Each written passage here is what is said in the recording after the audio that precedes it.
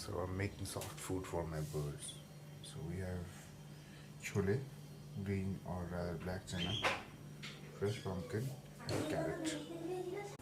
Okay, so keep them healthy. So this is what it is: fresh carrot, pumpkin, pumpkin seed, and kala chana, and fresh water.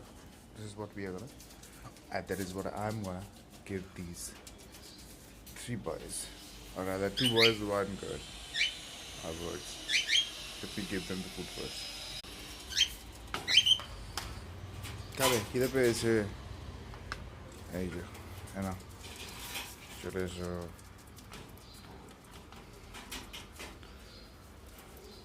Okay. So you have picked up pumpkin seed, and you a carrot. Okay. I should have actually grated the carrots, but that's too much